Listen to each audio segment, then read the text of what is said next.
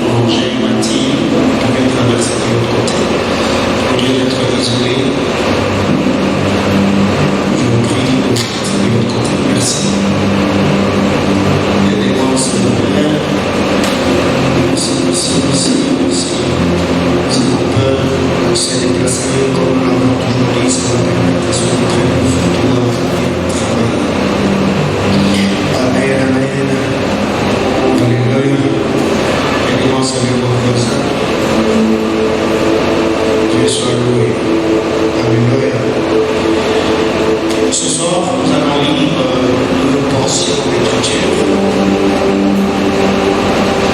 C'est Exode chapitre 3 et Exode chapitre 4. Exode chapitre 3, nous lirons à partir du verset 1er au verset 10.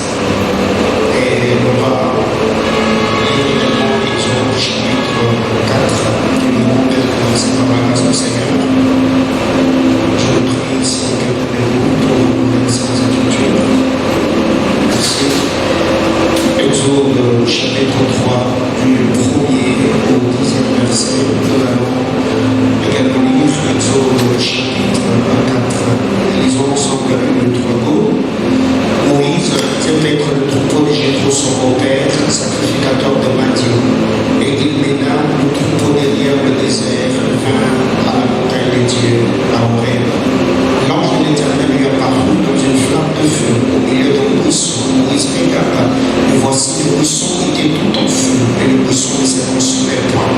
Moïse dit, je veux me détourner pour voir quelle est cette grande vision, et pourquoi le buisson ne se consume point. L'Éternel fit qu'il se détourne pour voir, et Dieu appela du milieu du buisson, et dit, Moïse, Moïse répondit, Dieu dit, n'approche pas d'ici, ôte tes souliers de tes pieds, car les lieux sur lesquels tu te tiens est une terre sainte. Et il ajouta, je suis le Dieu de ton père, le Dieu d'Abraham, le Dieu d'Isaac et le Dieu de Jacob. Moïse se cacha le visage, car il craignait de regarder Dieu. L'Éternel Dieu dit, j'ai vu la souffrance de mon peuple qui est en Égypte, et j'ai entendu les cris qu'elles font pousser ses oppresseurs, car je connais ses douleurs. Je suis descendu pour les délivrer de la main des Égyptiens, et pour me faire monter de ce pays dans un bon et vaste pays, dans un pays où coule le lait et le miel, dans le pays qu'habitent le Cananéen, les Sétiens, les Amoriens, les Phérésiens, les Séviens et les Jébusiens. Voici les cris d'Israël sont venus jusqu'à moi, et j'ai vu l'oppression que leur feront souffrir les Égyptiens. Maintenant, je t'enverrai auprès de Pharaon, et tu feras sortir l'Égypte mon peuple, les enfants d'Israël, parole du Seigneur. Je vais prendre le temps de place. Je vais dans Exode chapitre 4. Moïse répondit et dit, voici, ils ne me croiront pas. Ils n'écouteront point ma voix, mais ils diront, l'Éternel n'était point apparu. L'Éternel lui dit, qu'y a-t-il dans ta main? Il répondit, une verge. L'Éternel dit, jette-la par terre. Il la jeta par terre, elle devint un serpent. Moïse fouillait devant lui. L'Éternel dit à Moïse, étends ta main et saisis-le par la queue. Il étendit la main et le saisit, et le serpent redevint une verge dans sa main. Cela, dit l'Éternel, ce que tu feras, afin qu'il croie que l'Éternel, le Dieu de tes pères, t'est apparu, le Dieu d'Abraham, le Dieu d'Isaac et le Dieu de Jacob. L'Éternel lui dit encore, mets ta main dans ton sein. Il mit sa main dans son sein, puis il la retira, et voici sa main était couverte de lèpre blanche comme la neige. L'Éternel dit, remets ta main dans ton sein. Il remit sa main dans son sein, puis la retira de son sein, et voici, elle était redevenue comme sa chair. S'ils ne te croiront pas, dit l'Éternel, et n'écoutent pas la voix du premier signe, ils les croiront à la voix du dernier signe. S'ils ne croient pas, même à ces deux signes, ils n'écoutent pas ta voix, tu prendras de l'eau du fleuve, tu la répandras sur la terre, et l'eau que tu auras prise du fleuve deviendra du sang sur la terre. Parole du Seigneur, on acclame le Saintes Écritures. Dieu soit loué. Amen, amen. Ah ben, avant de partager avec nous le fardeau que le Seigneur a déposé dans mon cœur, je crois sûrement qu'il y a d'autres personnes qui n'étaient pas là le dimanche, mais je voudrais revenir un peu à titre récapitulatif sur ce que nous avons dit le dimanche par la grâce de Dieu pendant quelques petites minutes, après quoi on va partager la parole du Seigneur. Le dimanche, nous avons exploité le texte de Job, chapitre 31, du verset 33 au verset 35. Job dit, si comme tous les hommes, j'ai caché le péché ou enfoui cela dans mon cœur, ou encore dans mon sein. Et nous avons également lu cette même portion d'écriture dans la version, la Bible dit semeur. Et là nous avons dit, quand un homme rencontre le buisson ou rencontre le Seigneur et entend sa voix, Dieu ne change pas seulement l'homme, mais l'homme change également de métier. Quand l'on rencontre Dieu, quand le Seigneur nous rencontre, quand le Seigneur nous parle, le Seigneur ne nous change pas seulement nous, mais le Seigneur va également, de par sa parole, nous pousser à changer de métier. Nous avons pris l'exemple de Moïse. Il était berger de troupeaux de Jéthro. Quand il a entendu la voix de Dieu, Dieu n'a pas seulement changé Moïse, mais Moïse a également changé de métier. Quand Jésus a rencontré Simon-Pierre, quand Jésus a rencontré la femme pécheresse, quand il a rencontré Matthieu, quand il a rencontré Luc, il y a beaucoup de personnages dans la Bible qui ont rencontré le Seigneur. Nous avons dit, aussi longtemps que nous voyons la grande vision sans entendre la voix qui sort du buisson, nous restons pécheurs. Car c'est la voix qui sort du buisson qui nous justifie ou encore nous sanctifie. Aussi longtemps que Moïse a contemplé seulement la grande vision, la vie de Moïse n'avait pas changé. Moïse n'avait pas découvert qu'il était bègue. Moïse n'avait pas découvert qu'il avait la lèpre dans le cœur.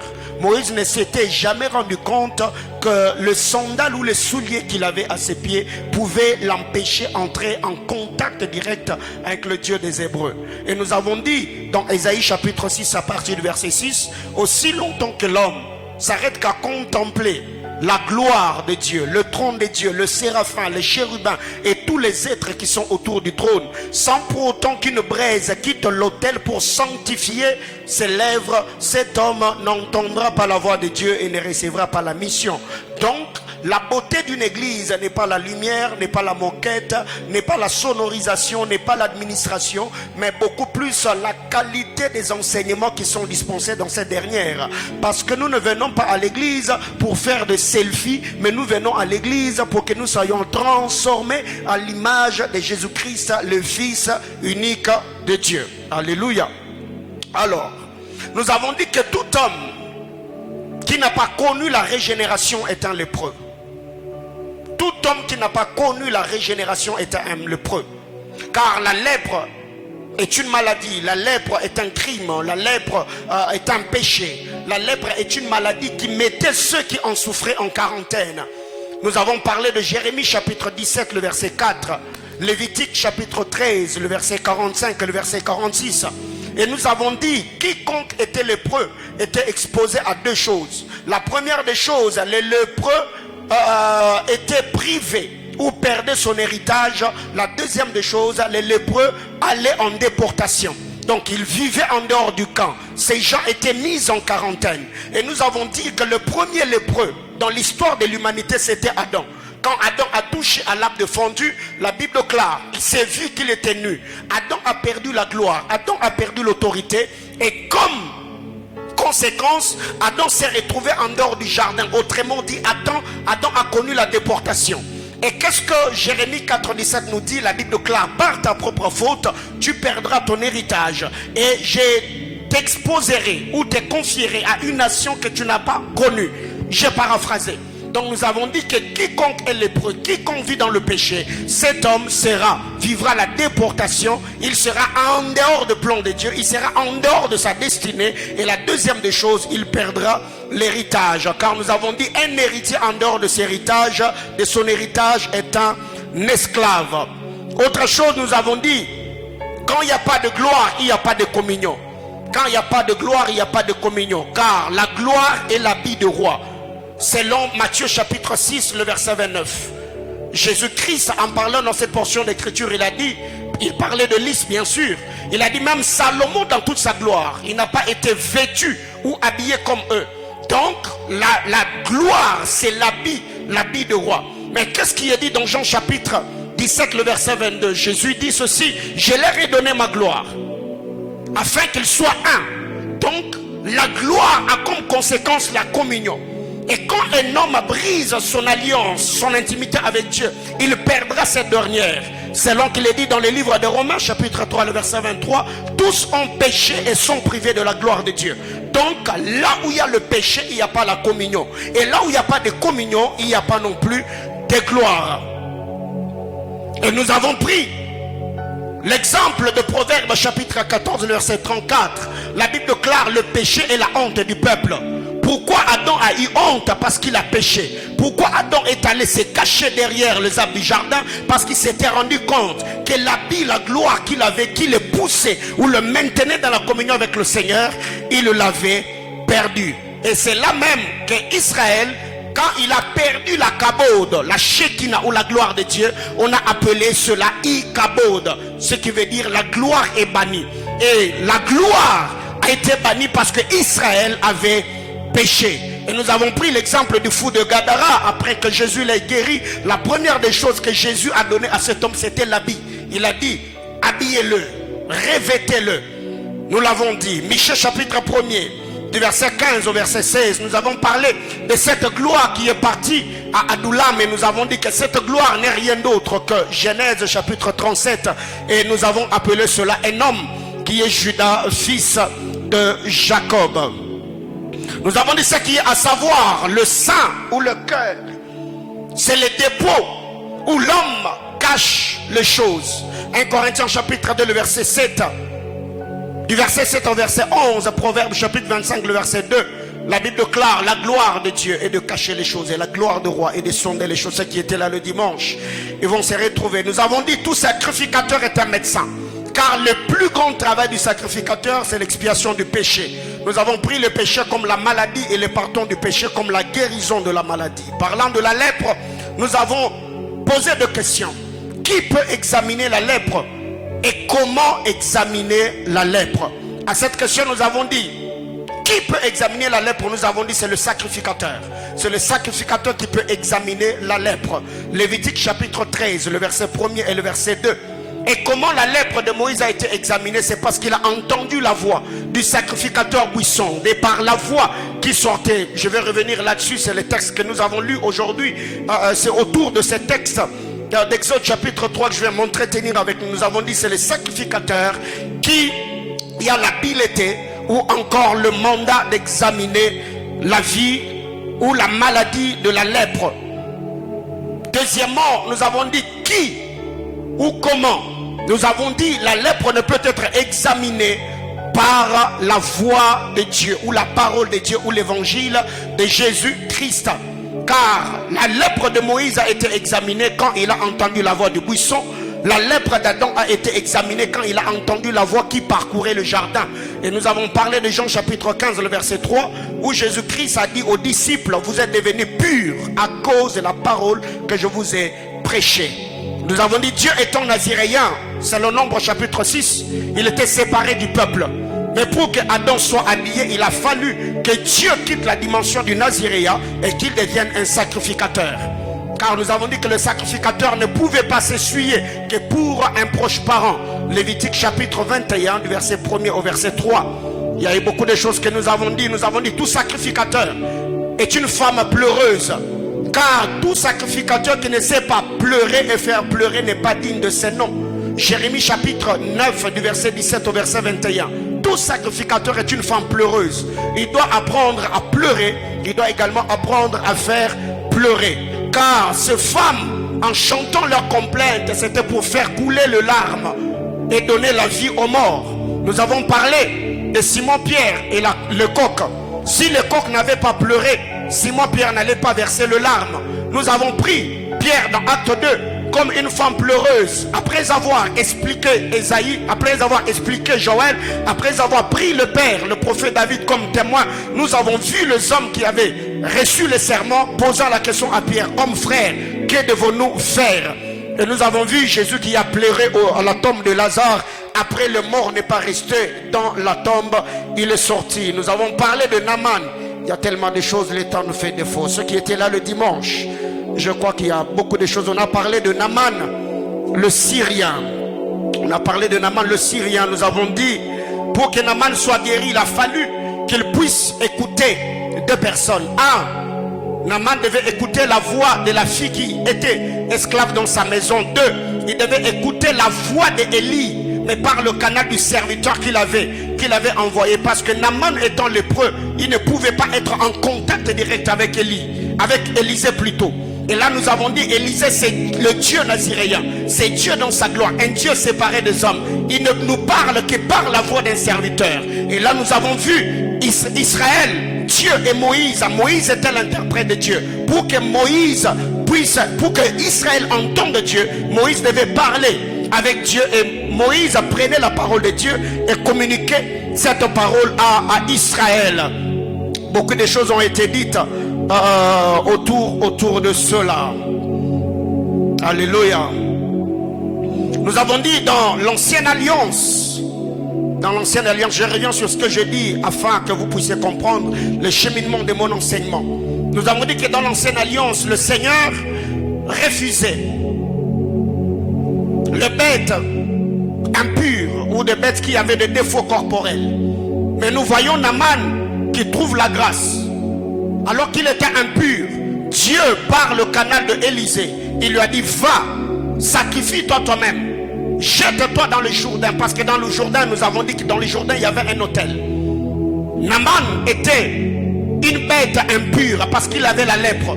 Mais nous voyons Dieu parler à Élisée en disant, demande à Naaman qu'il a se jeté dans le Jourdain. Naaman est entré dans le Jourdain comme un homme impur. Il est sorti du Jourdain comme un homme pur. Et là nous avons dit, il est entré dans le Jourdain comme un homme pécheur. Il est mort dans les eaux du Jourdain parce que le baptême, c'est que Naaman a fait, les 7 plongeons. Nous avons également dit, ça peut être représenté par le message aux 7 églises. Nous avons parlé de ces 7 plongeons et nous avons dit jusqu'au-là, Naaman dans la révélation, il n'est jamais sorti du Jourdain. Naaman jusqu'au-là, il est toujours en train de plonger dans les Jourdains, car le 7e plongeon est le plongeon de la perfection. Et nous avons dit ici, Naaman représente nous les nations. Nous sommes encore dans ce 7e plongeon et nous atteindrons la perfection quand le bien-aimé sauveur se tiendra dans les heures, quand l'enlèvement de l'église aura lieu. Et nous avons dit, Naaman est mort dans les Jourdains comme un vieil homme, mais il est sorti du Jourdain comme un nouveau-né, comme un bébé qui venait de naître dans le royaume. Raison pour laquelle la Bible déclare, alors qu'il sortait du Jourdain, il avait une peau saine comme la peau d'un bébé. Ce sont des choses que nous avons dit. Nous avons dit, Christ, quand il est entré dans les eaux du Jourdain, recevant son baptême, il a pris sur lui la lèpre de Naaman. Il est allé avec lèpre jusqu'au bois de la croix. Il y a beaucoup de mystères autour de cette histoire. Et nous avons également dit que Jésus-Christ, après avoir reçu le baptême, après avoir pris le fardeau ou le péché du peuple, il est le véritable bouc d'Azazel, parce que le bouc, quand le bouc portait le péché de celui qu'il avait amené auprès du sacrificateur, le bouc avait une seule direction, c'était le désert.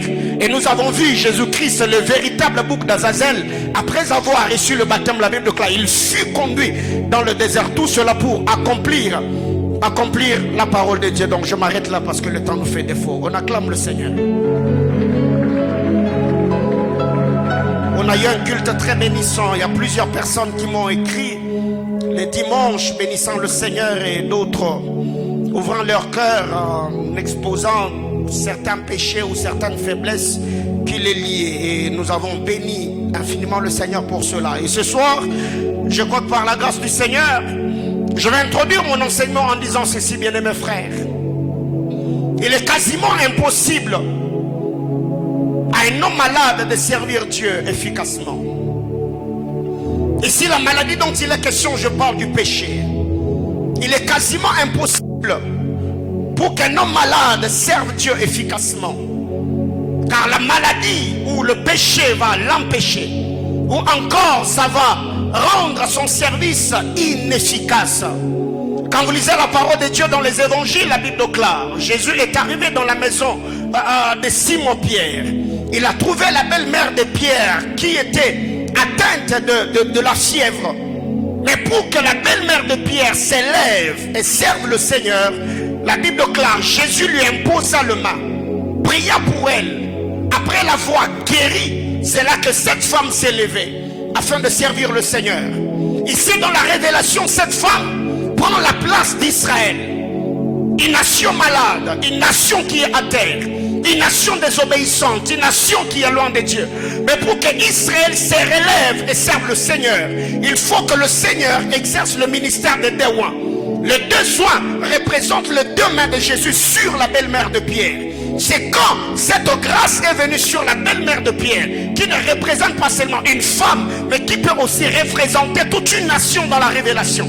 Il a fallu que Jésus l'impose le main et que le ministère des deux soins, c'est ce qui arrivera quand le ministère d'Élie et Moïse va être exercé. Israël qui est tombé dans l'incrédulité, dans l'apostasie, Israël se relèvera, Israël servira le Seigneur. Bien-aimés dans le Seigneur, retenons qu'il n'y a pas d'obéissance sans la mort. Il n'y a pas d'obéissance sans la mort. Il n'y a pas d'obéissance sans la mort.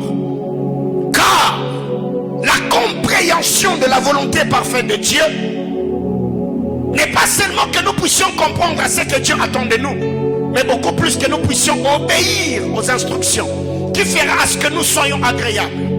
Car quand vous allez dans la loi lévitique, une bête ne pouvait pas monter sur l'autel si la bête n'est pas tuée, si la bête n'est pas sacrifiée. Autrement dit, pour que la bête monte sur l'autel, la bête devait mourir. La bête devait être faible. C'est l'affaiblissement de la bête qui allait permettre à ce que cette dernière ne puisse pas renverser l'autel.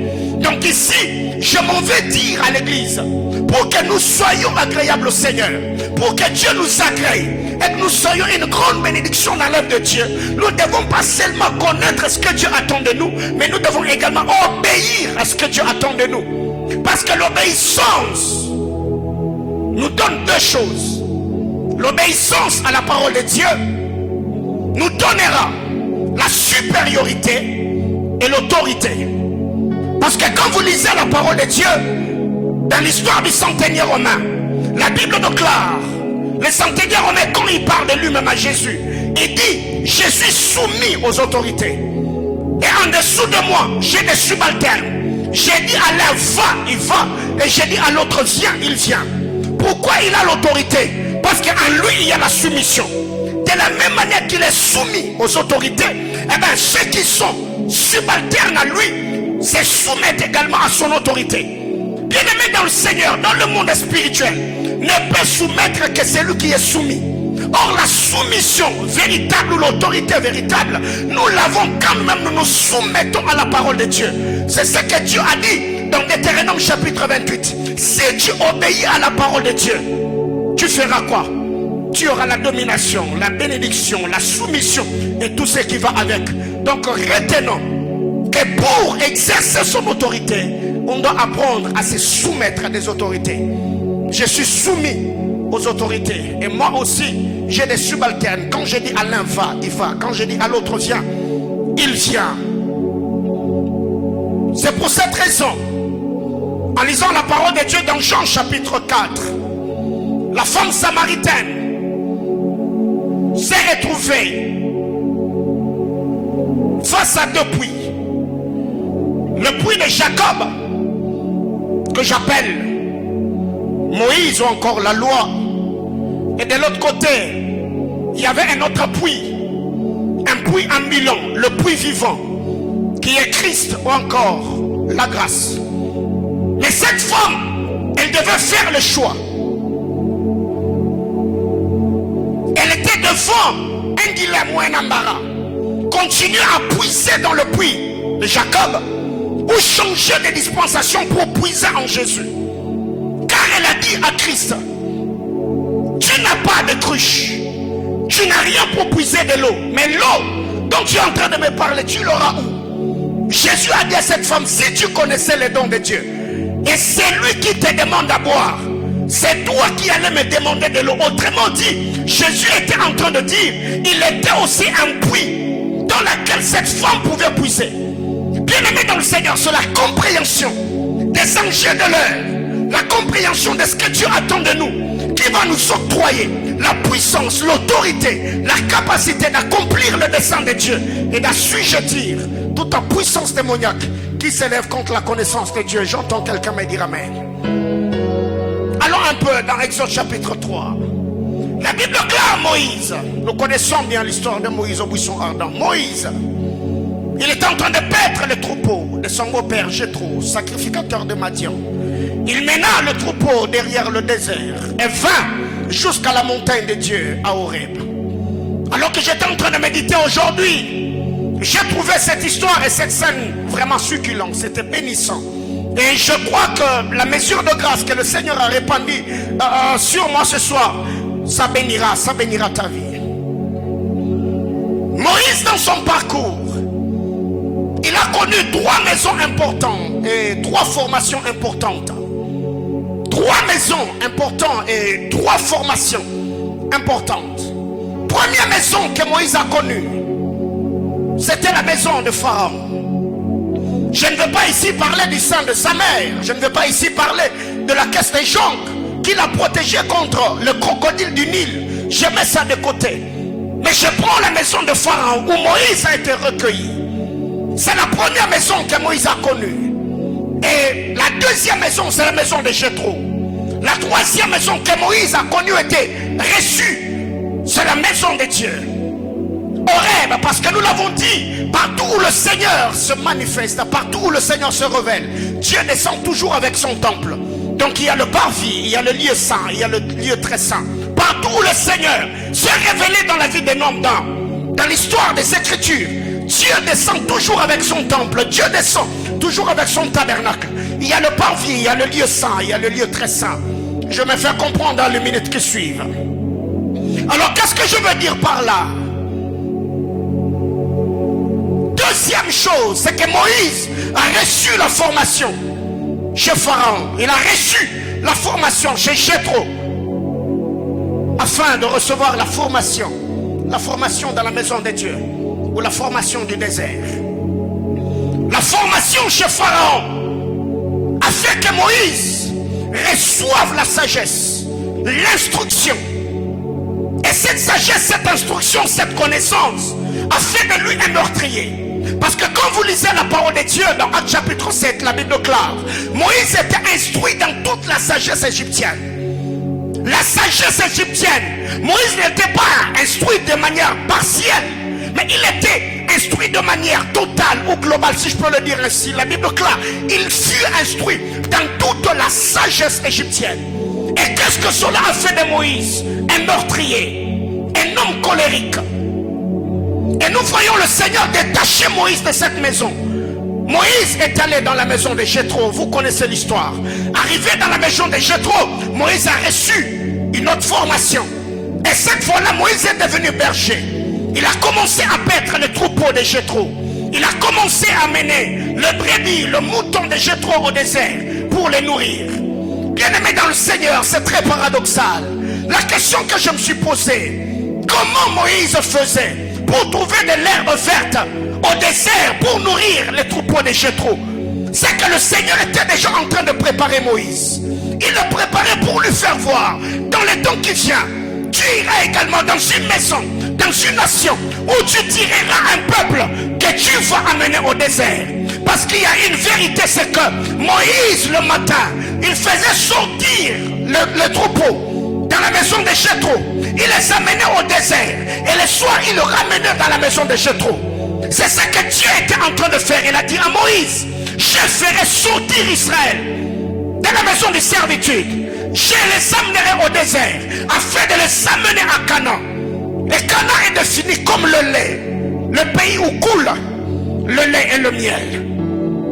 Troisième formation, c'est la formation du désert.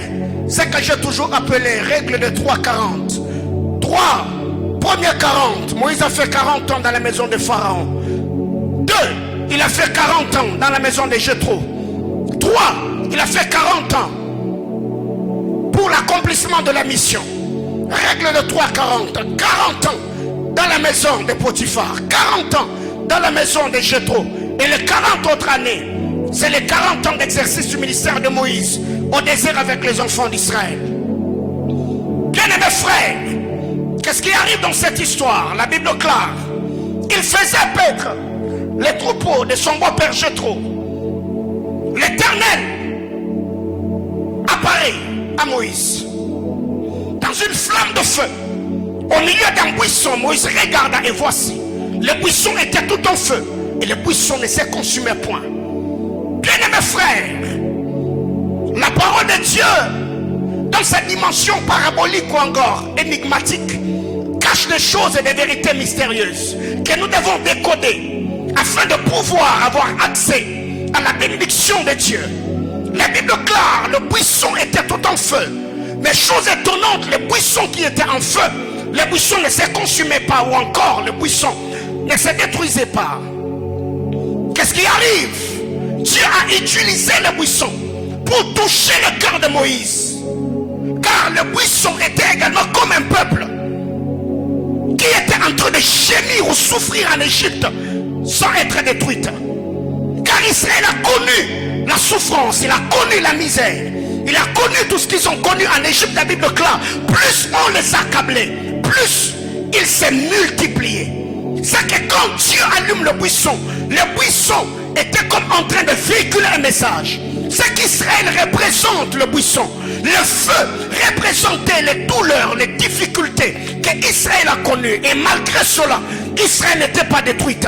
Et cela peut représenter le temps de la tribulation. Le reste, les élus seront sur terre. Malgré la persécution, malgré la tribulation, l'église du Seigneur restera ferme et intacte. Bien-aimé dans le Seigneur, peu importe ce à quoi tu feras face sur la terre des hommes, ta vie sont des chemins tout tracés dans le main de l'Éternel. L'ennemi ne te mettra pas KO, car le Seigneur qui est détenteur de ta vie et t'a destiné dans ce chemin, il sait par où il te fera passer pour accomplir ce dessein. J'entends quelqu'un me dire amen. Qu'est-ce qui arrive?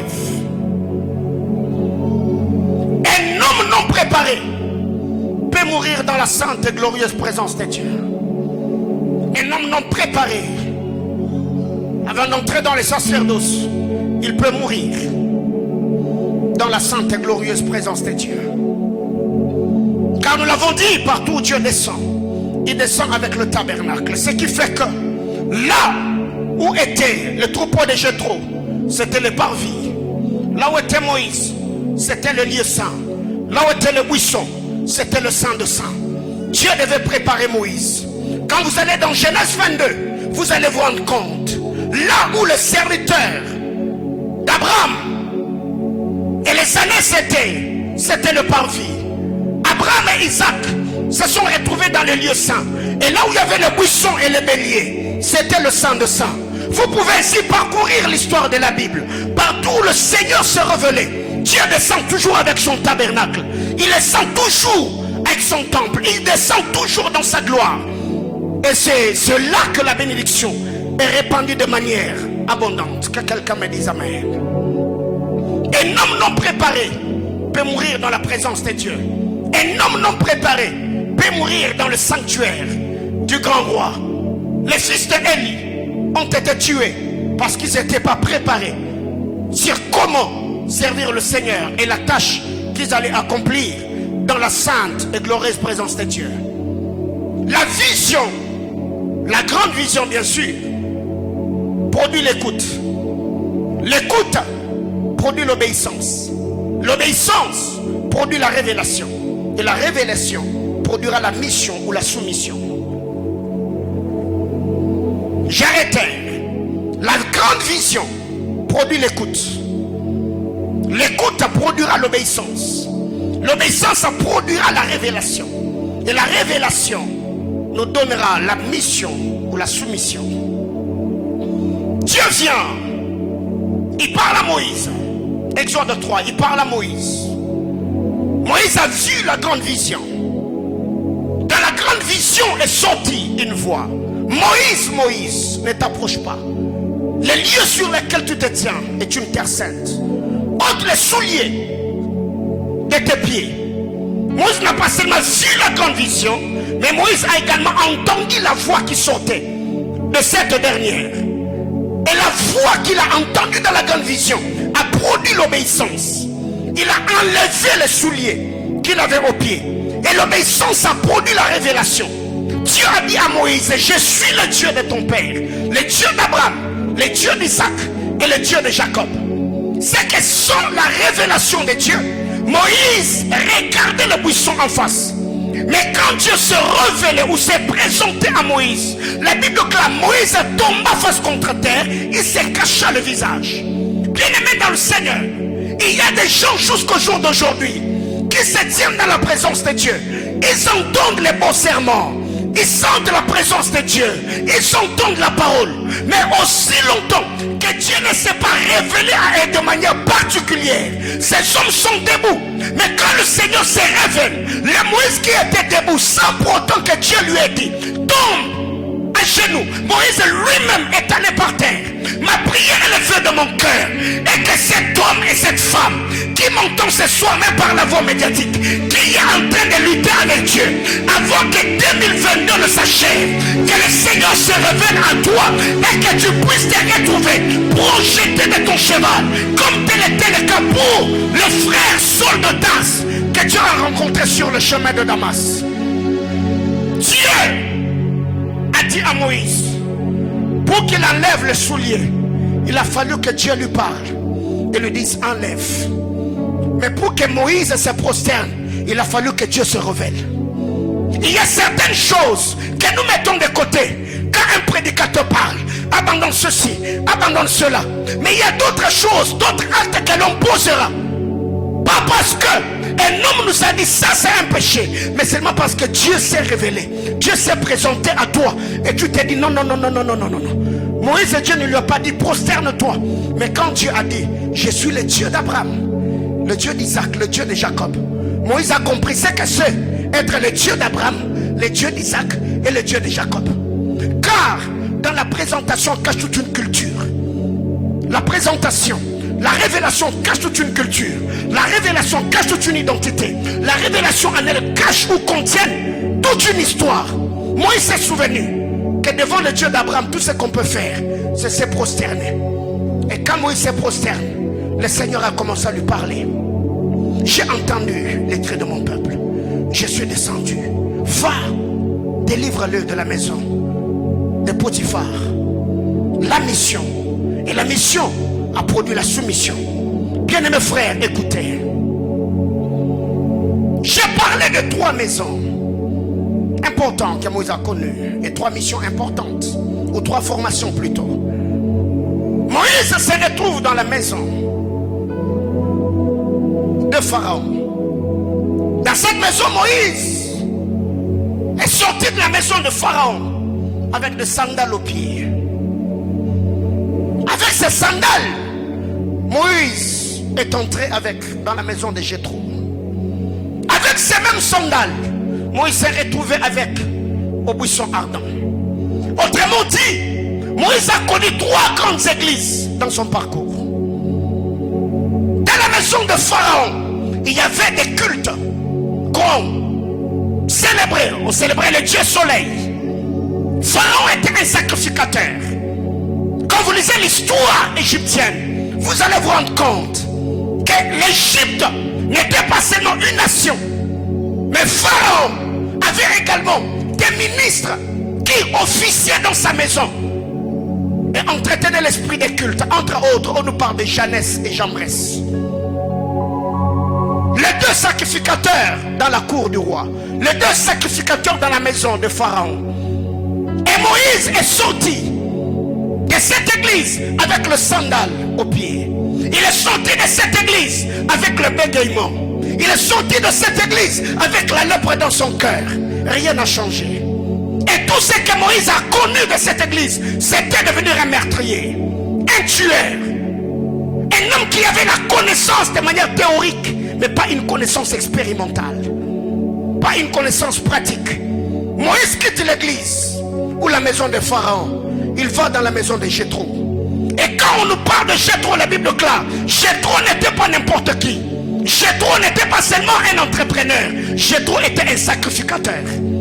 Quand Moïse arrive dans l'église du pasteur ou du sacrificateur Jéthro, Jéthro a reçu Moïse tel qu'il était. Il avait le même sandal, il avait la même lèpre, il avait le même bégaiement. Parce que parlant du bégaiement, on parle de la sueur de la bouche, la sueur de lèvres. Alors que la Bible déclare que tout sacrificateur doit garder ses lèvres pures, parce que de sa bouche sort la connaissance ou la loi de Dieu. Moïse est entré dans cette église avec le même problème. Et nous voyons Moïse entrer dans la troisième église. C'est là que je commence mon enseignement. La troisième église, c'est l'église de Buisson. L'église de la montagne d'Horeb. Il y a la vision spectaculaire. Et dans cette église, il y a un prédicateur Buisson. Il y a un sacrificateur Buisson. Quand Moïse entre dans cette église, la première des choses, Dieu se révèle à lui. Il lui dit: Moïse, commence d'abord à lever les souliers. Enlève d'abord les souliers. Tu y as lutté avec ces souliers pendant longtemps. Enlève d'abord. La deuxième des choses, Dieu accorde à Moïse la révélation. Jésus a dit à la femme samaritaine: vous adorez ce que vous ne connaissez pas. C'est pourquoi vous êtes dans l'idolâtrie. C'est pourquoi la cruche est attachée à ton épaule. Parce que tu as une connaissance erronée. Et nous l'avons toujours dit dans cette maison d'alliance. Une connaissance erronée produit des hérésies, produit l'idolâtrie. Car un Dieu mal connu sera très mal servi. Dieu a commencé à recadrer Moïse. Moïse, enlève d'abord le sandal. La deuxième des choses, c'est quand Moïse a entendu Dieu parler, que Moïse s'est rendu compte que lui-même ne parlait pas bien. C'est qu'il y a des péchés que l'on peut découvrir parce qu'on a entendu, parce que Dieu nous a interpellés plus tôt. Mais il y a certaines choses qu'on mettrait de côté parce qu'on a entendu Dieu parler. Bien-aimé, ma prière du haut de cet autel, et que je ne sois pas le pasteur que tu as connu, que je sois la voix du Seigneur qui est comme en train de parcourir les jardins ce soir, comme Adam, que tu entendes Dieu et que le Seigneur te dise: cette chose-là avec laquelle tu continues de lutter ne te bénira pas, et c'est en train de retarder le programme de Dieu, dans ta vie. Dieu n'a jamais dit à Moïse qu'il était bête. Tout ce que Dieu a fait, il a dit à Moïse: enlève tes sandales. La deuxième des choses, quand Moïse lutte avec Dieu, Dieu lui dit: ok, comme tu veux qu'on joue à ces jeux, prends ta main, mets-les dans ton cœur, mets-les dans ton sein, sors ta main. La lèpre est sortie. Mais vous allez vous rendre compte, Moïse, à la première instruction, il a obéi. Et les deux autres, Dieu n'a jamais traité ces problèmes. Bien-aimé, écoutez, quand tu es dans la présence de Dieu, apprends à coopérer avec le Seigneur. Dieu dit à Moïse: enlève tes souliers. Là, Moïse a obéi. Dieu lui dit: écoute, mets ta main dans ton sein, sors ta main. Quand il a sorti la main était lépreuse. Dieu lui dit: remets ta main. La lèpre est allée où? Hein? Rien n'a changé. Donc Moïse devait laisser cette main-là en disant à Dieu: avant que je remette cette main, Seigneur, traite d'abord ce problème. Je ne vais pas sortir de ces cultes avec ma main qui est lépreuse. Seigneur, traite ce problème. Mais quand Dieu dit à Moïse: présente-moi ta main, Moïse voit que sa main est lépreuse. Dieu lui dit: remets la main dans le sang. Moïse prend la main. Rien ne s'est passé. Il s'est seulement rendu compte qu'il avait un mauvais cœur. Mais il n'a jamais dit à Dieu: Seigneur, je vais quitter le buisson. Mais le problème de la lèpre du cœur ici, qu'est-ce que tu en dis? Non. Et plus il continue à parler avec Dieu, là Moïse, Dieu se révèle à lui. Moïse se rend compte qu'il était bête. Dieu lui dit: ok, va en Égypte. Moïse dit à Dieu: non Seigneur, je n'ai pas un parler facile, ni d'hier ni d'aujourd'hui. Dieu lui dit: je t'envoie. Il dit à Dieu: non, trouve-toi quelqu'un d'autre. Et Dieu dit à Moïse: qui a créé la bouche? C'est pas moi. Qui peut tuer et faire vivre? C'est pas moi. Autrement dit, il voulait dire à Moïse: Moïse, si tu as besoin que je te guérisse maintenant, je peux guérir ton bégaiement et tu peux parler. Mais Moïse a continué à lutter avec Dieu. Seigneur, je ne sais pas parler. Ce qui fait que il a laissé les sandales au buisson. Mais le problème de la lèpre et le problème du bégaiement n'a jamais été résolu. Combien d'entre nous ici, depuis le début de l'année, il y a de puissants messages qui ont été prêchés, Tu as entendu Dieu te parler personnellement et individuellement. Malgré cela, tu continues à lutter avec le Seigneur. Les sandales tu as laissé, mais est-ce que le cœur est purifié? Les sandales tu as laissé, est-ce que la calomnie as-tu arrêté? Est-ce que la moquerie, les plaies sont guéris? Est-ce que le mensonge a quitté ta bouche? Le problème, ce n'est pas ce que Dieu nous révèle, mais c'est la compréhension que nous avons en restant devant le trône de Dieu en disant à Dieu, oui, je comprends que je suis un menteur, mais je ne veux pas que ça s'arrête là. Traite ce problème. Bien-aimés frères, eh bien, dans le parcours de Moïse, il devait connaître 3 dimensions de sanctification. Dieu devait sanctifier les pieds, Dieu devait sanctifier son cœur et Dieu devait sanctifier sa bouche. Mais Moïse, tout ce qu'il a laissé Dieu faire dans sa vie, c'était d'enlever les souliers. Mais le problème du cœur, Moïse ne l'avait jamais résolu. Le problème de la bouche, Moïse ne l'avait jamais résolu. Ce qui fait que Aaron a trouvé un travail comme prophète parce que Moïse avait lutté avec Dieu. Bien aimés frères, où en êtes-vous dans votre marche avec Dieu? L'année est en train de finir. Tu es déjà en train de projeter 2023. Qu'est-ce qui a empêché à Dieu de se manifester dans ta vie cette année? Est-ce la sorcellerie? Est-ce les adversités? Est-ce cette crise économique? Mais je ne crois pas. Pendant que toi tu pleures crise, il y a des gens qui achètent maison, il y a des gens qui construisent, il y a des gens qui voyagent, il y a même des païens qui sont en train d'émerger. Mais nous qui sommes enfants de Dieu, nous croupissons jour après jour. Bien-aimés dans le Seigneur, on ne vient pas à l'église pour qu'on dise que c'est beau, c'était glorieux, on a embelli, on a ajouté des lumières. Je n'ai qu'à faire de ces choses aussi longtemps que ceux qui viennent ne sont pas des offrandes agréables devant Dieu. Je n'ai pas accompli ma mission. Je n'ai pas besoin que quelqu'un me dise que je suis un bon prédicateur. J'ai besoin que quand le Seigneur me regardera, qu'il voie dans l'église centre missionnaire Manaïm des hommes transformés, des hommes équipés, des hommes sanctifiés. C'est ce qui compte.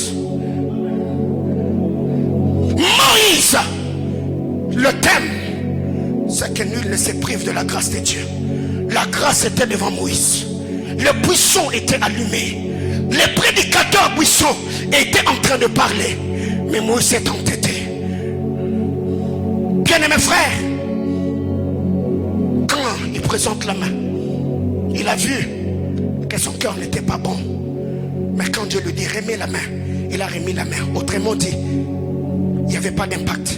Il a seulement vu l'état de son cœur, mais il n'a pas laissé Dieu travailler. Et plus tard, ces choses l'ont rattrapé et ont écourté sa marche au désert. Bien-aimés frères, qu'est-ce que je veux dire à l'église?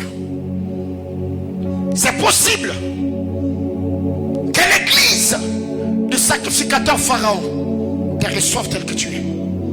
C'est possible que l'église ou la maison du sacrificateur Jéthro te reçoive tel que tu es.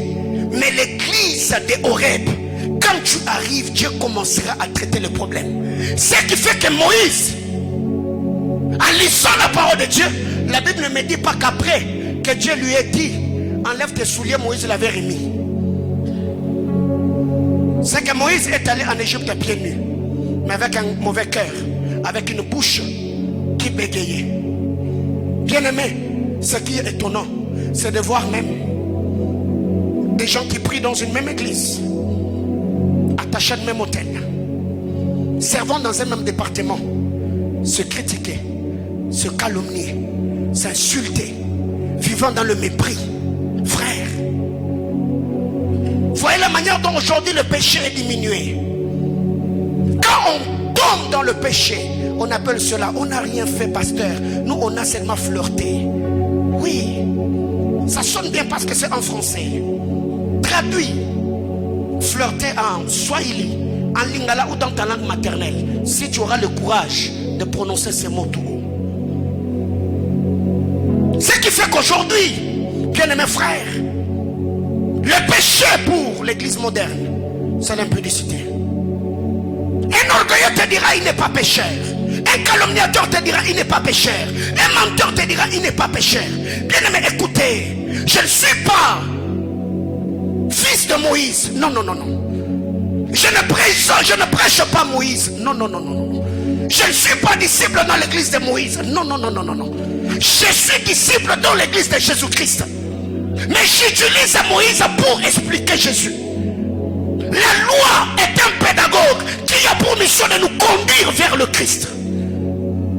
Le prédicateur, c'est lui qui prêche Moïse et c'est lui qui prêche la loi. Ne commettez pas, ne faites pas ceci, ne faites pas cela. Je ne suis pas là pour vanter Moïse. Moïse n'est qu'un pédagogue. Moïse me donne des choses qu'il doit m'aider pour comprendre le salut, pour comprendre la vie de Christ. Je suis le prédicateur de la grâce. C'est la grâce qui sauve, c'est la grâce qui justifie, c'est la grâce qui sanctifie. Mais ne peut comprendre la grâce que celui qui a la notion de la loi. Car la Bible déclare, le salaire du péché, c'est la mort. Mais le don gratuit de Dieu, c'est la vie éternelle en Jésus-Christ. Ne peut comprendre le don gratuit que celui qui a compris le boulot que donne la loi. Bien-aimés frères, quand vous lisez la parole de Dieu, il a laissé le sandal. Il est parti avec son bégaiement. Il est parti avec sa lèpre dans le cœur. Alors qu'est-ce qu'il y a ici? Quand Moïse arrive, il était de la postérité d'Abraham. Dieu devait récupérer Israël. Israël devait devenir une possession exclusive et privée de Dieu.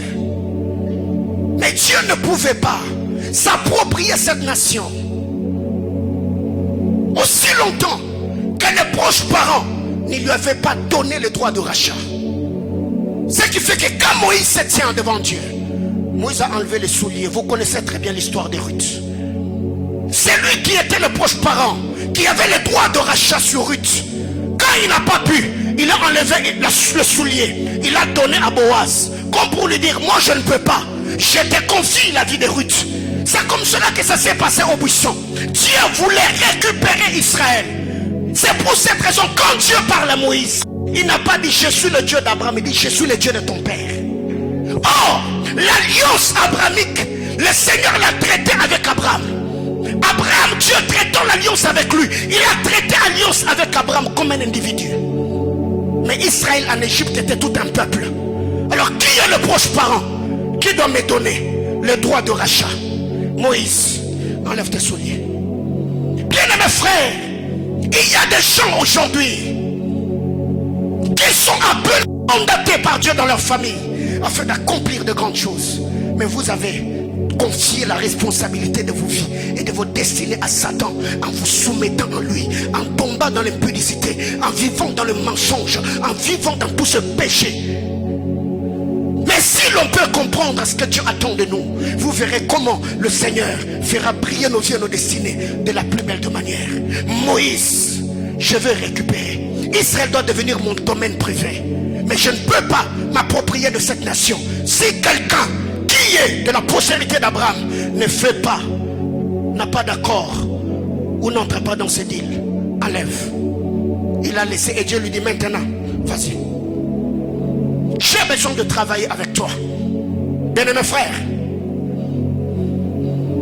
vous savez, il y a des enseignements que Jésus a donnés dans la Bible seulement parce que les vraies questions ont été posées. Si les disciples n'avaient pas dit à Jésus, enseigne-nous comment prier, je crois que la prière, l'enseignement sur la prière sacerdotale, Jésus n'allait peut-être pas le donner. Il est grand temps que l'on pose à Dieu de vraies questions pour qu'il nous donne de vraies réponses. Bien-aimés frères, la force des Philistins, ce n'est pas l'armée. La force des Philistins, c'est Goliath. Si Goliath tombe, les Philistins sont vaincus. 2023 se pointe à l'horizon. As-tu posé à Dieu de vraies questions? Bien-aimé, sinon tu vivras la répétition de l'année 2022 en année 2023. Moi je suis déjà en prière. Donc je suis déjà en prière. Moi je suis déjà en prière. Je suis déjà en prière, en train de poser des questions à Dieu. L'année prochaine, qu'est-ce que je dois faire? Notre troisième extension doit être vers où? Qui dois-je envoyer? Qu'est-ce que je dois faire? Je pose des questions à Dieu. Quel Quelle est la portée spirituelle de Manaïm? Bien aimés frères, écoutez, il y a des questions que vous devez poser à Dieu. Pourquoi ça m'arrive qu'à moi? Et ce genre de prière, on ne le fait pas en criant. On parle à Dieu, on converse avec le Seigneur. Bien aimé, le sacrificateur Jéthro a accueilli Moïse dans sa maison. Il a donné à Moïse une femme. Il a confié à Moïse son entreprise. Mais il n'avait jamais résolu le problème de Moïse. Moïse en Égypte, il était formé pour occuper des grandes responsabilités. Mais le problème de Moïse n'avait jamais été résolu. Mais avant que Dieu confie une mission à Moïse, il a d'abord commencé à traiter les problèmes de Moïse avant de confier des responsabilités. Ce qui fait qu'aujourd'hui, nous avons des païens serviteurs de Dieu. Alors que la Bible demande que nous ne puissions pas confier de grandes responsabilités à un nouveau converti, des peurs tentées par Satan qui ne s'enfle d'orgueil. Les scandales que nous voyons dans l'église du Seigneur, à peine une année, 200 que l'église a commencé, il a engrossé des serres à gauche, il a engrossé des serres à droite. Non, non. On a accepté de responsabilités, mais on n'a pas laissé le temps à Dieu de nous travailler. Bien aimés frères, le ministère, ce n'est pas l'onction. Le ministère, c'est une vie.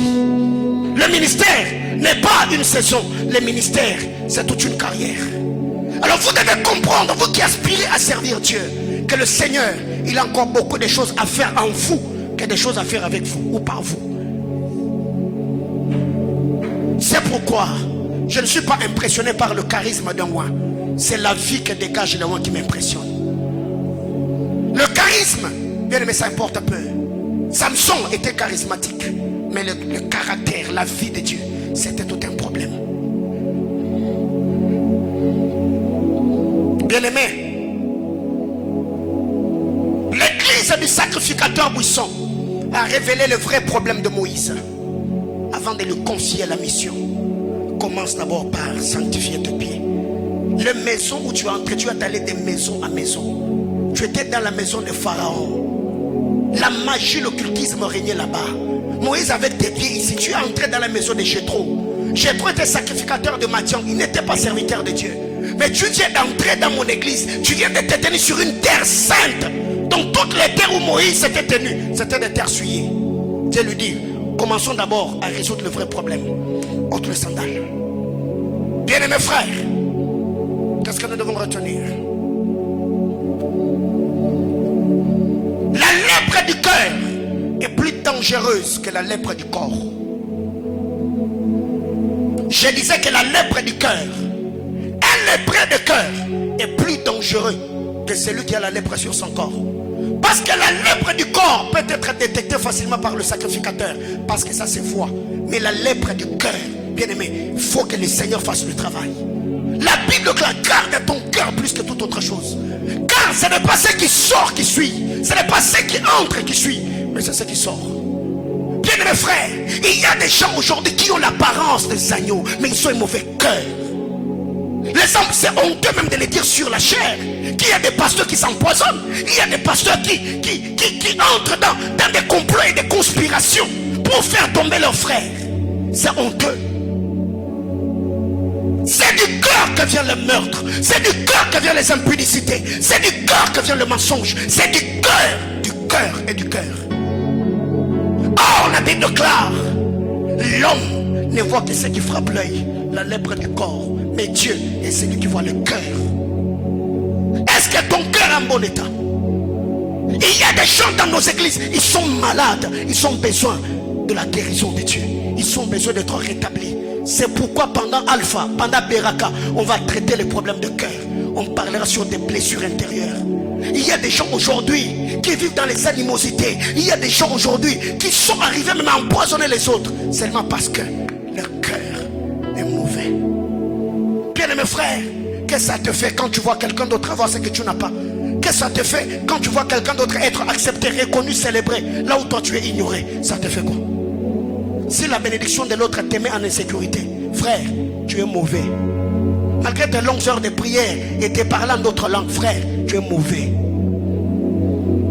Les pharisiens faisaient des longues prières, marchaient lentement. Mais quand Jésus est venu, il les a traités de tombeaux blanchis. Quel est l'état de votre cœur?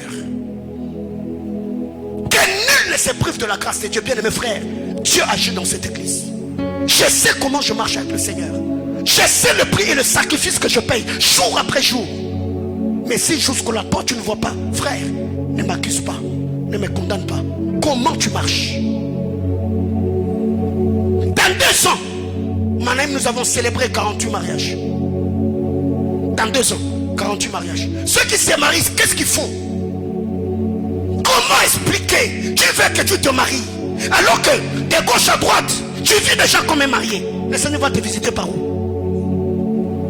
Tu as la besoin de la bénédiction de Dieu, alors que c'est toi qui vis dans l'escroquerie. Et c'est toi qui attends que Dieu te donne l'argent. Non, tu te payes déjà toi-même. Bien-aimés frères, il est grand temps que nous puissions revenir à la vie des apôtres et des prophètes du Seigneur. Alors, comme il n'y a plus de vie, comme il n'y a plus de fond, nous sommes maintenant en train de nous atteler sur la forme. Trop de make-up, trop d'habits, de ceci et de cela, maquillés, sapés comme tout. Mais quand on regarde le cœur est pourri.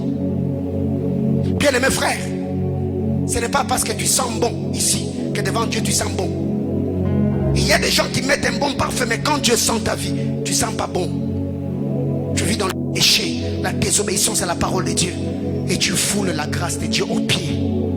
Tu méprises les choses saintes. Bien-aimés frères, je m'arrête là. Quand vous lisez la parole de Dieu, dans Job chapitre 1er, le verset 21, Job quand il parle, il dit du sein de ma mère, je suis sorti nu, et je retournerai nu du sein de la terre. Mais la question que je me suis posée, il y a combien de saints au fait? Parce que Job 31 que nous avons le dimanche, il nous a parlé du saint. Exode 4 que nous avons lu nous parle du saint. Le saint n'est pas seulement la poitrine, le saint n'est pas seulement les entrailles. Ici le saint parle du cœur. Dieu lui a dit, mets ta main dans ton cœur, pose ta main sur ton cœur, présente-nous ta main. Moïse, tu vois ce qu'il y a dedans. Bien-aimés frères, par moment on doit être sincère avec nous-mêmes. Un moment dans la vie, on doit être sincère avec nous-mêmes. Tu peux mentir comme tu veux. Un moment, la vérité te mettra contre un mur. Tu seras obligé de vomir. Et tu risquerais de détruire ce que tu as bâti par plusieurs sacrifices, mais sur le mensonge en un seul jour. C'est pour cette raison que chacun d'entre nous soit conscient de la manière dont il mène sa vie. Ça servira à quoi de bâtir mon ministère sur l'escroquerie? Ça servira à quoi de bâtir mon ministère sur la manipulation? Ça servira à quoi? Pour Dieu mettra à nu l'œuvre de chacun. Et le Seigneur, la Bible déclare, il récompensera chacun. Pas sur base de ce que nous avons dit ou prononcé, mais de la manière dont nous avons vécu sur la terre des hommes. Il y a ce que j'ai appelé le sang du Père.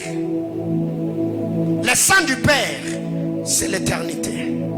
Car nous sommes des esprits qui ont quitté l'éternité et qui ont été introduits dans le temps. Avec mission de rentrer dans l'éternité. Nous sommes comme le soleil de Psaume 19. Le soleil est sorti de sa chambre, s'élançant dans la carrière avec la joie des héros. Le soleil ne sort pas seulement pour continuer sa carrière, mais le soleil finit toujours par rentrer dans sa chambre. C'est ainsi que ce soleil, alors qu'il était sorti, arrivé quelque part, le soleil rencontrait un oin qui était dans des problèmes. Le oin a dit au soleil, soleil, arrête-toi, ne te couche pas, parce que j'ai des choses à résoudre ici. Je parle de Josué. Le soleil était dans son parcours. Le soleil, le oin a dit, soleil, arrête-toi, résous le problème sur les Gabaonites. L'arrêt du soleil, c'est la mort d'un oin. Quand arrêter le soleil, c'est tuer le soleil, c'est arrêter la mission du soleil, c'est arrêter la course du soleil. Je crois que je reviendrai sur dans ces mêmes mois. Le premier sang, c'est le sang du Père, l'éternité.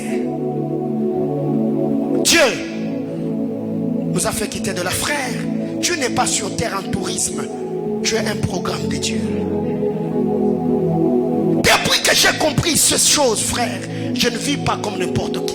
Je maximise chaque seconde, posant des actes, parce que je vous l'ai toujours dit, je ne quitterai jamais la terre des hommes de manière anonyme. Je suis venu pour écrire une histoire qui sera lue après mon départ. Je ne sais pas comment tu conçois la vie, mais pour moi, la vie n'est pas un tourisme. Je suis un programme de Dieu. Et tout ce que je fais, je le fais bien, car je sais qu'après mon départ, je dois laisser sur terre une génération des hommes et des femmes équipés pour accomplir la mission de Dieu. 2, il y a le sang de la mer. Le sang de la mer, c'est les entrailles qui nous ont portés. Job chapitre 21. Job chapitre 1er, le verset 21. Le sang de ma mère, Job dit, nu, je suis sorti du sang de ma mère. Et c'est ça. Chacun d'entre nous, tout homme né d'une femme. La plupart de ceux qui ont atteint le mois, c'est 9 mois, où nous sommes nourris par quelqu'un d'autre. Dieu nous expose. On commence notre parcours, on commence notre carrière. Je n'ai pas le temps d'entrer dans tout ça, mais au moins chacun d'entre nous est venu sur la terre des hommes en passant par le ventre d'une femme. Bien aimés frères, écoutez, tous les enfants ne naissent pas de la même manière. Il y a des enfants qui naissent par la voix basse. Il y a des enfants, leur sortie laisse de traces. Tu es quel type d'homme? Il y a des hommes qui naissent, qui viennent sur terre, ils meurent et partent sans laisser une histoire. Il y a des enfants, quand ils naissent, ils doivent laisser de fracas. Naître n'est pas un problème, mais comment tu es venu sur terre? Il y a des femmes aujourd'hui qui ont leur bébé, mais ces enfants, pour arriver sur terre, ils ont laissé des cicatrices, le ventre de leur mère. Ouais. Bien aimés frères, écoutez. Job dit, nu, je suis sorti du sang de ma mère. Mais avant de retourner du sang de la terre, il y a un autre sang qui va nous recevoir. C'est le sang du sacrificateur. Le premier sang, c'est le sang du Père, l'éternité.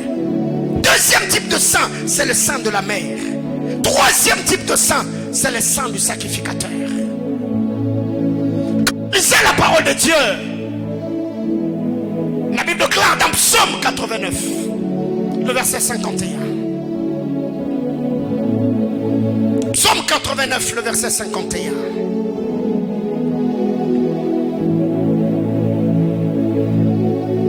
Qu'est-ce qui est dit dans les Écritures? Souviens-toi, Seigneur, de l'opprobre de tes serviteurs. Souviens-toi, toi que je porte à mon sein. Souviens-toi que je porte à mon sein tout le peuple nombreux. C'est quoi le peuple nombreux? Si ce n'est pas les 12 pierres sur le pectorat du sacrificateur. C'est que quand un homme sort du sang de sa mère, il sera recueilli dans le sang du sacrificateur. Bien aimés frères, nous l'avons toujours dit, quand Dieu veut bénir la destinée de quelqu'un, il lui donnera des choses. Il te donnera un autel, il te donnera un sacrificateur. La bénédiction de tout homme sur la terre des hommes est attachée à ces deux choses.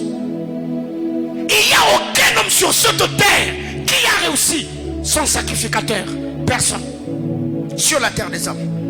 Tous ceux qui ont marqué leur génération, leur trône est soutenu par les autels. Et derrière leur autel, il y a la voix du sacrificateur. Bien aimés frères, il faut comprendre ces choses. Nombre chapitre 11, le verset 12. Je porte plusieurs peuples dans mon sein. Nombre 11, le verset 12. Et Est-ce moi qui ai conçu ce peuple? C'est Moïse qui parle. Est-ce moi qui l'ai enfanté? Pour que tu me dises, porte-le sur ton sein, comme les nourriciers portent un enfant, jusqu'au pays que tu as juré à donner à ses pères. Bien-aimés frères, le rôle du nourricier n'est pas de te porter dans son sein et te laisser au désert. Non, non, non. Le rôle du nourricier est de te porter dans son sein jusqu'à ce que tu entres dans ta terre promise. La terre promise est ta destinée. La terre promise est l'éternité. Dieu ne t'a pas attaché à ma vie pour que tu souffres. Non, non, non, non, non, non, non. Je ne suis pas le nourricier qui ressemble au nourricier dans l'histoire de Mephibosheth. La Bible classe cette nourrice, quand elle a appris que Saül et Jonathan venaient de tomber dans la précipitation, elle a fait tomber l'enfant qui a perdu le pied. La Bible clare ici, je suis comme ces nourriciers qui portent un enfant jusqu'au pays où tu as juré. Bien-aimé dans le Seigneur, j'ai une mission. Je suis mandaté, établi par Dieu sur ta vie pour te porter devant le trône du Seigneur comme un sacrificateur qui se tient dans le sang de sang jusqu'à ce que tu entres dans ta terre promise. Et du haut de cet autel, j'ai prié et demande à Dieu, si le Seigneur m'a appelé, si le Seigneur m'a oint, si c'est pour lui que j'ai sacrifié ma jeunesse, que le Seigneur se souvienne de toi, que mes prières soient à l'échelle de ton ascension, que Dieu te prête par sa main et te place au sommet des collines éternelles, que tu reçoives de Dieu un témoignage éloquent et que tu dises, j'avais entendu parler, mais maintenant j'ai vu que le Seigneur n'est pas seulement celui qui parle, il est aussi celui qui accomplit ce qui sort de sa bouche. Bien-aimés frères, Dieu n'a pas commencé avec toi pour te laisser à mi-chemin. Non, non, non, non, non, non. Ça, je ne l'ai pas vu dans les clauses de l'alliance que j'ai avec le Seigneur. C'est que quand Dieu commence, c'est pour nous faire entrer dans la terre promise. Tu n'es pas de ceux qui vont tomber en cours de route. Non, non, non, non, non. Pourquoi les chaussures d'Israël? Quand le Seigneur parle, il dit dans le désert, tes chaussures ne s'étaient pas usées parce qu'Israël ne marchait pas sur terre. Israël était porté sur les ailes du grand aigle. Bien-aimés frères, je répète encore te rappelant si tu as oublié, aucun homme n'est d'une femme sur la terre des hommes ne se glorifiera de t'avoir combattu et t'avoir mis KO. Ça, je l'ai entendu le Seigneur me dire et je te le rappellerai tous les jours que tu seras exposé à cet autel. Tu y as une mission avec le Seigneur. L'opprobre ne s'attachera pas à ta vie. Peu importe sur à quoi tu feras face, le Seigneur finira toujours par te tirer d'affaire. Est-ce que quelqu'un comprend de quoi je parle? Tout ce que tu as connu, tout ce que tu as enduré, rien ne t'a tué. Ce n'est pas aujourd'hui que ça va commencer. Tu y as connu plus que ce que tu vis aujourd'hui. Le Seigneur t'a gardé intact. Bien-aimé frère, Dieu m'a oint pour toi. Je disais que Dieu m'a oint pour toi. Oh mon Dieu. Qu'est-ce qui est arrivé? Le souverain sacrificateur portait les 12 pierres sur le pectoral. Il entrait dans le sein de sang. Il priait, il intercédait. Et quand il sortait, il déclarait le Yom Kippour, la bénédiction d'alliance. Il libérait le Shabbat Shalom sur le peuple. Et les souverains sacrificateurs qui entraient, il entrait sur sa poitrine avec 12 pierres. Et le Seigneur, avant d'aller sur le bois de la croix, il avait avec lui les hommes qui l'accompagnaient, les disciples que nous appelons aujourd'hui apôtres. Il les a portés. Raison pour laquelle quand vous lisez Jean chapitre 13, la Bible clare, le disciple que Jésus aimait, posant sa tête sur la poitrine, le sang de Jésus, on parle de Jean. C'est que le sang est le lieu des intimes, les lieux de ceux qu'on aime. Bien-aimés frères, dans l'histoire de Delilah et Samson, Delilah ne peut pas te donner son cœur. Il ne peut pas te laisser poser ta tête sur son sein. Parce que tu peux découvrir que Delilah, elle est de mèche avec ceux qui attendent Ta chute est par le battement de son cœur. C'est pourquoi tout ce que Delilah ne pouvait donner à Samson, c'était ses cuisses. Et c'est là que Delilah a coupé les cheveux de Samson. Mais Jésus n'a rien à cacher. Quand Jean arrive, il a dit non, pose la tête ici. Tu peux sentir le battement de mon cœur, combien je vous aime et combien je suis prêt à sacrifier ma vie pour votre bien-être. Bien-aimé dans le Seigneur, je suis et on va prier. Il n'y a pas que le sang du sacrificateur, mais il y a aussi le sang qui cache la lèpre. Le sang qui cache la lèpre, Exode chapitre 4.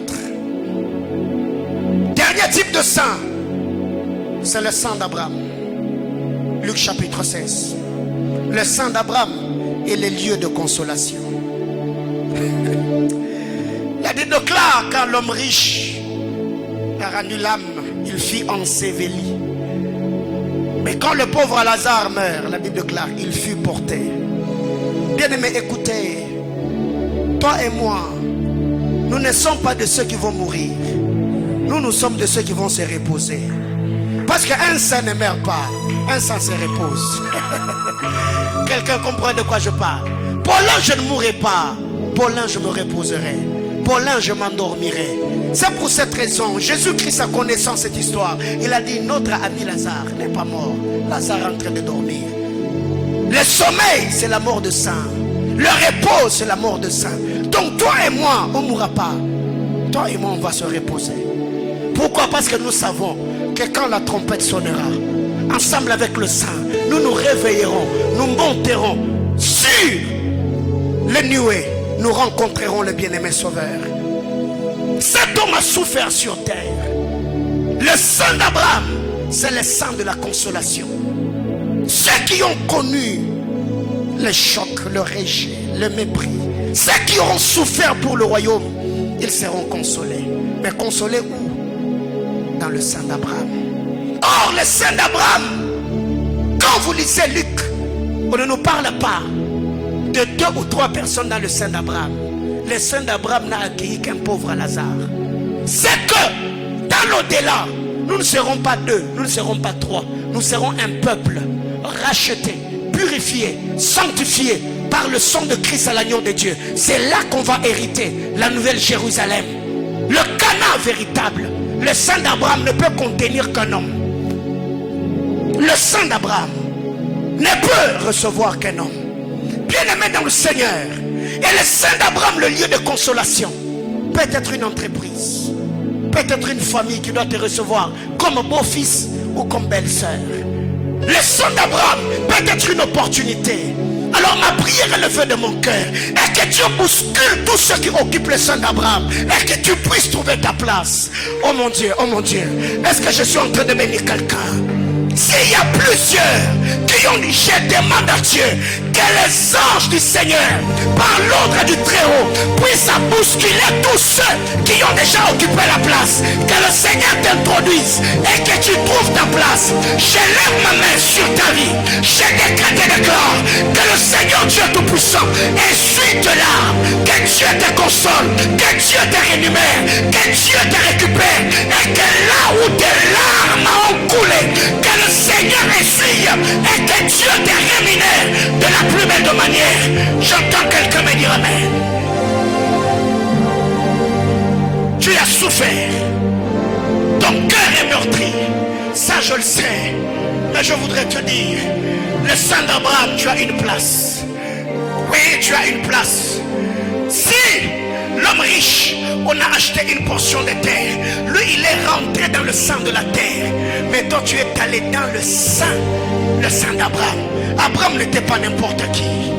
Bien-aimé frère, ici le sang d'Abraham n'est pas le cœur, le sang d'Abraham n'est pas une poitrine, le sang d'Abraham n'est pas seulement les entrailles, le sang d'Abraham est une ville, le sang d'Abraham est une cité. Ici on parle de la nouvelle Jérusalem céleste. Bien-aimé frère, alors toi qui es en train de pleurer, ma prière devant le trône de Dieu est que Dieu exauce tes prières, que le Seigneur puisse puisses mettre les hommes et les femmes de côté et que tu trouves ta place dans le sein d'Abraham, où tu seras consolé, où tes larmes seront essuyées. Oh non, non, non, non, non, non, non, non. J'ai demandé à Dieu que le Seigneur te fasse grâce et que tu puisses te retrouver dans le sein d'Abraham. Tu t'assieras là. La Bible clame du fumier, il relève l'indigent, il les fait asseoir avec les grands, pas les grands de n'importe quel grand, mais les grands du peuple. Ma main levée sur ta vie, je décrète et déclare que le Dieu de l'alliance, que le Dieu de mon appel, que le Dieu de ma vocation puisse bouger les choses, bouger les événements, bouger les circonstances, pour que tout puisse concourir à ton bien-être. Lève-toi, on va lire Osée chapitre 9, le verset 14. Et c'est là que je m'arrête, on va prier. Osée 9, 14. Dis à ton voisin, je te donne rendez-vous dans les seins d'Abraham. C'est là que Dieu nous attend. Les seins d'Abraham, c'est Canaan, le pays où coule le lait et le miel. C'est là que Dieu t'attend. C'est là que la bénédiction est. C'est là que la consolation se trouve. Osée chapitre 9, le verset 14. J'ai prié avec cette portion d'écriture dans ma maison. Et je voudrais que nous puissions prier ensemble ici. Donne-leur, ô Éternel. Que leur donneras-tu? Donne-leur un sang qui a...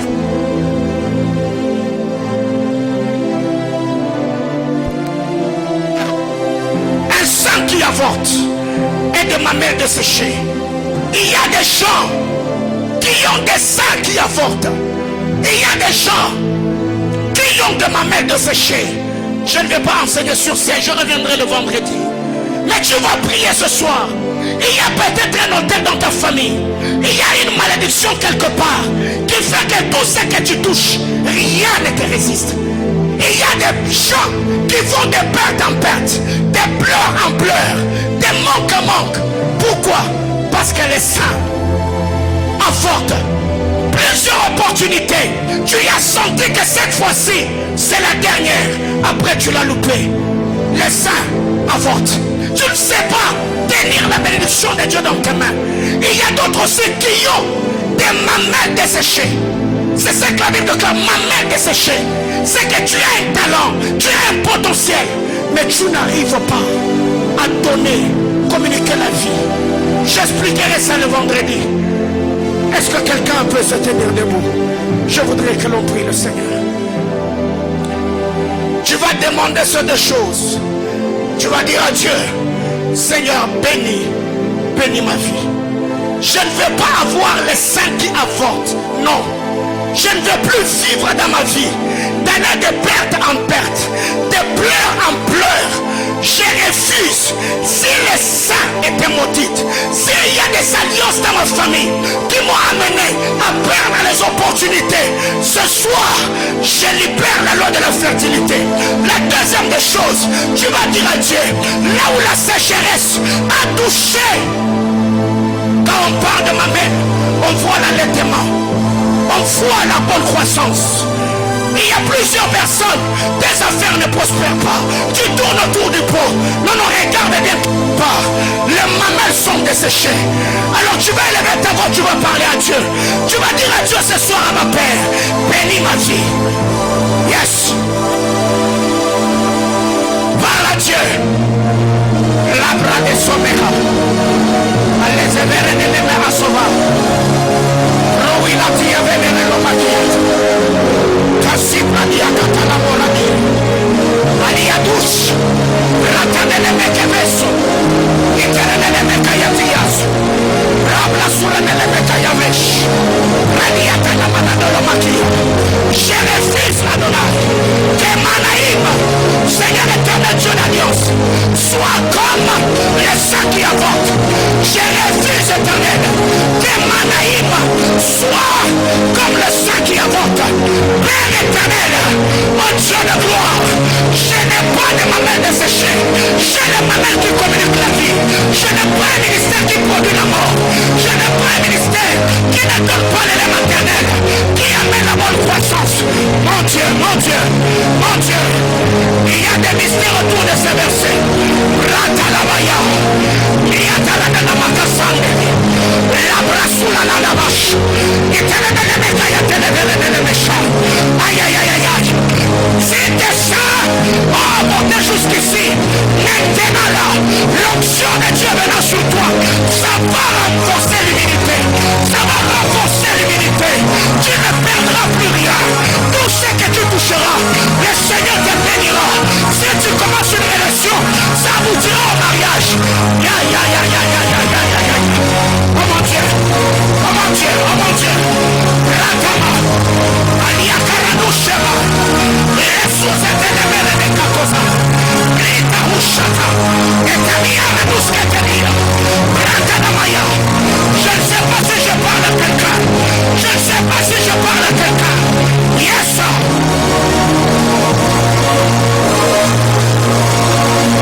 Tu y as le sang qui avorte.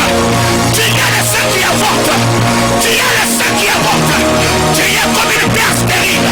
Tu y es comme une terre stérile. Malgré la sémence, toi tu es productif. Ah non, non, non, non, non, non. Non, non, non, non. Je décrète le déclare. Mon sein n'avortera plus rien. Mon sein n'avortera plus rien. Mon sein n'avortera plus rien. Mon sein n'avortera plus rien. Les prophéties t'en ont reçu, les détails t'en ont reçu, les précisions t'en ont reçu, mais jusque-là rien ne va, jusque-là rien ne marche. Non, non, non, non, non, non, non, non. Je refuse. Mon ministère n'est pas le seul qui apporte.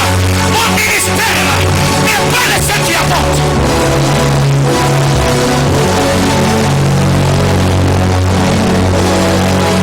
Anaïma n'est pas une site touristique où les hommes viennent et partent. Ça, je refuse. Cette église n'est pas un lieu de tourisme où les hommes viennent pour repartir. Non, non, non, non, non. Je n'ai pas le sang qui avorte. Je n'ai pas le sang qui avorte. Yes. Tu n'as pas une option qui chasse. Non. Tu n'as pas une grâce qui chasse les gens. Est-ce que tu peux dire à Dieu, Seigneur, je veux jouir des promesses de Dieu. Je veux jouir des bénédictions de Dieu. Je veux jouir de la grâce de Dieu. Yes.